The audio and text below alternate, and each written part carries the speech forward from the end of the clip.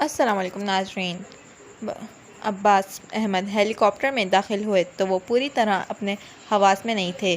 میں انہیں اس وقت سے فالو کر رہی تھی جب ہیلی کاپٹر چاروں طرف سے پانی میں گھرے زمین کے اس چھوٹے سے ٹکڑے کے قریب جا کر رک گیا۔ یہاں لوگ بھاگتے ہوئے ہیلی کاپٹر کی جانب آ رہے تھے۔ ہیلی کاپٹر کے ارد گرد تقریباً 50 فٹ تک ہوا اتنی شدید ہوتی ہے کہ پاؤں جما کر کھڑے ہونا مشکل ہوتا ہے۔ یہی صورتحال اس وقت وہاں بھی پیدا ہوئی جب ہیلی کاپٹر زمین کے قریب تقریباً 20 فٹ کی بلندی پر جا کر رک گیا۔ پروں کی تیز ہوا اتنی شدید تھی کہ لوگ درختوں کے ساتھ لپٹ گئے۔ ایک بوڑھا شخص بھی تھا جسے چند دیگر افراد سہارا دے کر ہیلی کاپٹر کے نزدیک لانے کی کوشش کر رہے تھے، مگر تیز ہوا کے باعث یہاں تک نہیں پہنچ پائے۔ جبکہ دوسری طرف عباس احمد اپنے ساتھی کے سہارے پانی میں اتر گئے۔ ان کا آدھا جسم پانی میں ڈوبا ہوا تھا۔ یہ لوگ مسلسل ہاتھ اٹھا کر مدد مانگ رہے تھے۔ یہ دل دہلا دینے والا منظر تھا۔ دوسری طرف بوڑھا شخص ہیلی کاپٹر سے نیچے پھینکی گئی لفٹنگ سیٹ تک پہنچ نہیں پایا، تاہم عباس اور ان کے کزن اس بار کامیاب ہو گئے۔ جب وہ ہیلی کاپٹر میں داخل ہوئے تو شاید کچھ لمحوں تک انہیں یقین نہیں آیا تھا کہ وہ بچ گئے ہیں۔ انہیں یہاں پانی کی بوتل اور کھانے کے لیے رول دیے گئے۔ جب ان کی سانسیں بحال ہوئیں تو میں نے ان سے پوچھا کہ وہ کہاں سے آئے ہیں اور ان کے ارد گرد کیا حالات ہیں۔ انہوں نے بتایا کہ باجی، میں صبح سے شام تک ہیلی کاپٹروں کے پیچھے بھاگتا ہوں کہ شاید کوئی راشن مل جائے۔ صبح سے 2 ہیلی کاپٹر آئے مگر مجھے راشن نہیں مل سکا۔ ابھی ملا ہے۔ میرے بچے کھلے آسمان تلے بھوکے بیٹھے ہیں۔ یہاں سے کچھ ملے گا تو ان کے پاس پہنچاؤں گا۔ انہوں نے بتایا کہ جس گاؤں سے انہیں اٹھایا گیا ہے وہاں 35 یا 40 گھر تباہ ہو چکے ہیں اور 200 سے زائد لوگوں کو مدد چاہیے۔ عباس کے ساتھ اس کے بعد کیا ہوا وہ ہم آگے چل کر بتائیں گے، مگر یہاں بتا دیں کہ جس مقام سے عباس اور ان کے ساتھیوں کو ریسکیو کیا گیا وہ بلوچستان کے ضلع ڈیرہ مراد جمالی کے علاقے تمبو میں ایک چھوٹا سا گاؤں ہے جو چاروں طرف سے پانی میں ڈوب چکا ہے۔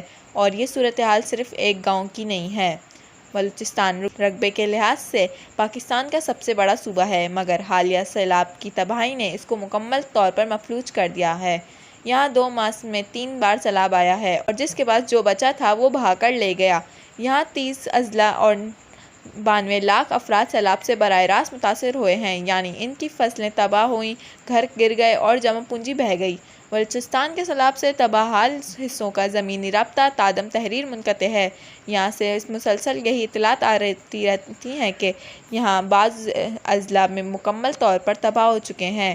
چونکہ یہاں پہنچنے کے لیے زمینی راستے بند ہیں، اس لیے ہم نے پاکستانی فوج کے شعبۂ تعلقات عامہ ISPR سے درخواست کی ہے کہ وہ ہمیں اپنے ایک ریسکیو اینڈ ریلیف مشن کے ساتھ جانے دیں۔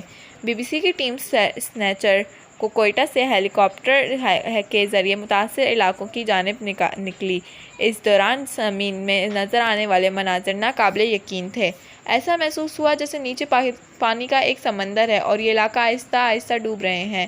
ہر طرف تباہی کے نشان ہیں، اور پانی کے بیچ ڈوبے کھیت، اجڑے گھر اور ٹوٹے خواب۔ وہ کھیت جہاں چند ہفتے پہلے فصل تیار کھڑی تھی آج اگلی فصل کے لیے بھی موزوں نہیں۔ یہاں قصبے ڈوب چکے ہیں، درخت پانی میں گم ہیں اور لوگ بے کس و مجبور امداد کی راہ تک رہے ہیں۔ ہر طرف مایوسی اور بے یقینی ہے۔ پانی کئی فٹ گہرا ہے۔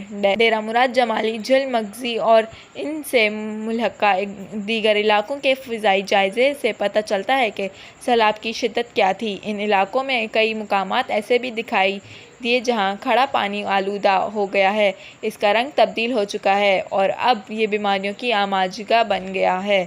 یہاں جمع سیلاب کے پانی کی گہرائی کا اندازہ اس بات سے بھی لگایا جا سکتا ہے کہ کئی کھیتوں میں ہم نے لوگوں کو تیرتے ہوئے ایک مقام سے دوسرے مقام تک جاتے دیکھا۔ لوگ اب بھی اپنے ٹوٹے گھروں کے باہر سامان رکھ کر بیٹھے ہیں۔ زیادہ تر بستیوں میں لوگ ملبے کے ساتھ ہی ٹینٹ لگا کر گزارا کر رہے ہیں، کیونکہ اپنی زمین اور مکان چھوڑنا ان کے لیے قابل قبول نہیں۔ پانی کے بیچ اکثر مقامات پر خشک ٹیلے بنے ہیں جہاں لوگ ٹینٹ یا پلاسٹک کی شیٹیں لگا کر بیٹھے ہیں۔ ایسے ہی ایک مقام پر چند افراد مدد کے لیے ہاتھ ہلا رہے تھے۔ زمین کا یہ ٹکڑا ارد گرد کے تمام علاقوں سے کٹا ہوا تھا۔ ہیلی کاپٹر زمین کے نزدیک پہنچا تو ہم نے 2 افراد کو رینگتے ہوئے اس کی جانب بڑھتے دیکھا۔ یہ لوگ ہاتھ پھیلا کر راشن اور ٹینٹ مانگ رہے تھے۔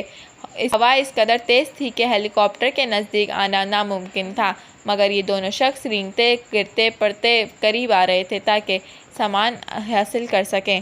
اب ہیلی کاپٹر کے عملے نے راشن کے تھیلے اور ٹینٹ ان کی جانب پھینکا اور واپسی کی اڑان بھری۔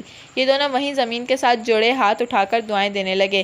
انہیں یقیناً یہ علم نہیں کہ اگلی مدد کب آئے گی یا آئے گی بھی یا نہیں۔ راستے میں کئی مقامات پر امدادی سامان پھینکا گیا۔ ان گھروں کی جانب توجہ دی گئی جو چاروں طرف سے پانی میں گھرے تھے اور وہاں خواتین اور بچے موجود تھے۔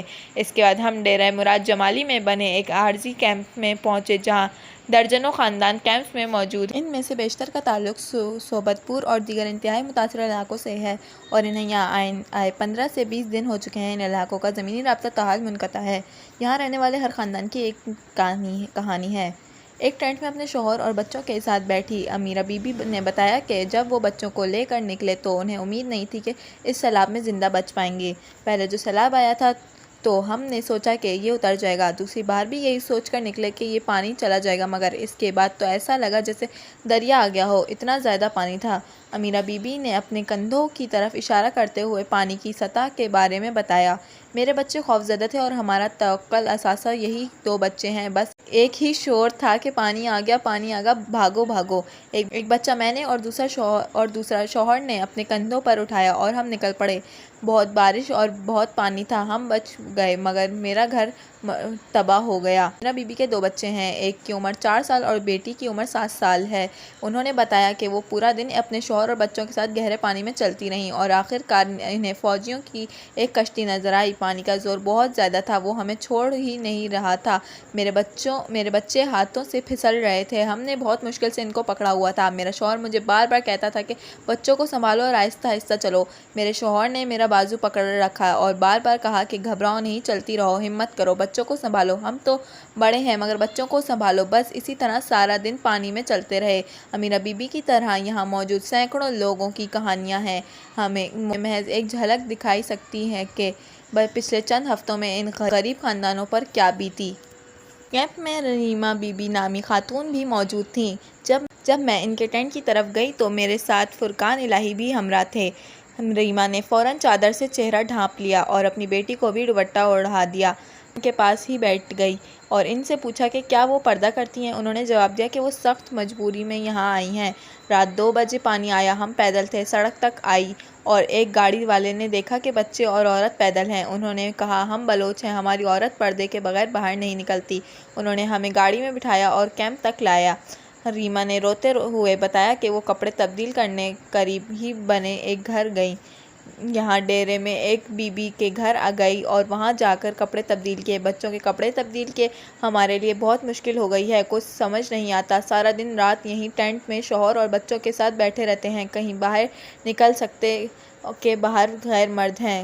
کہانی بلوچستان کی ہزار خواتین کی ہے جو عام حالات میں پردے کی پابندی کرتی ہیں، مگر ان کے کھلے خیموں میں یہ مسئلہ ان کے چیلنجز میں مزید اضافہ کر رہا ہے۔ یہاں انتظامیہ نے بتایا کہ کیمپوں کے علاوہ عمارت کے اندر موجود کمروں میں بھی خواتین رہ سکتی ہیں جہاں مردوں کو آنے کی اجازت نہیں، تاہم ان کمروں میں زیادہ رش اور خواتین کی اپنی اہل خانہ کے ساتھ رہنے کی ترجیح کی وجہ سے بیشتر فیملیز خیموں میں ہی مقیم ہیں۔ یہاں انہیں پکا ہوا کھانا اور پینے کا پانی دیا جاتا ہے، تاہم ایک بڑی تعداد ایسی ہے جو پانی میں ڈوبے کھیتوں کے قریب موجود ہے اور راشن اور خیمے کی عباس احمد کے بارے میں تحریر کے آغاز میں ذکر کیا گیا، جنہیں ہیلی کاپٹر کے ذریعے ڈیرہ مراد جمالی کے ایک گاؤں سے نکالا گیا۔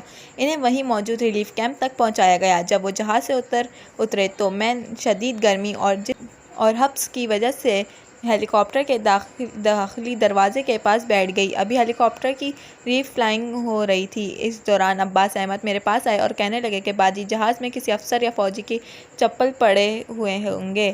میں نے انہیں بتایا کہ وہ جہاز کے عملے سے پوچھ سکتے ہیں۔ اسی دوران وہاں موجود ایک افسر نے انہیں اپنے جوتے دینے کا کہا، مگر عباس نے انکار کر دیا کہ نہیں، آپ اپنے ہوئے جوتے نہیں اتروا سکتا۔ عباس نے بتایا کہ وہ 2 ہفتے سے ننگے پاؤں ہیں، جب رات کو سونے لگتا ہوں تو پاؤں دھو لیتا ہوں، پورا دن ہیلی کاپٹر اور کشتیوں کے پیچھے بھاگتا ہوں کہ کچھ کھانے کو مل جائے کیونکہ بچے بھوکے ہیں، روز کھانے کے لیے گندم کے دانے پانی میں ابال کر دیتا ہوں، کتنے ہی دن ہو گئے ہیں بچوں نے روٹی نہیں کھائی۔ عباس احمد درزی کا کام کرتے تھے اور حالیہ سیلاب سے ان کا گھر اور دکان دونوں ہی تباہ ہو گئے ہیں۔ وہ اپنے کام کے بارے میں بتاتے رہتے ہیں کہ جیب سے ایک چابی نکال لی اور بولے یہ میری دکان کی چابی ہے، دکان اور سامان سیلاب اور بارش لے گئے ہیں، مگر میرا دل نہیں مانتا کہ یہ چابی پھینک دوں، مجھ میں اتنی ہمت ہی نہیں، یہ میری روزی روٹی تھی۔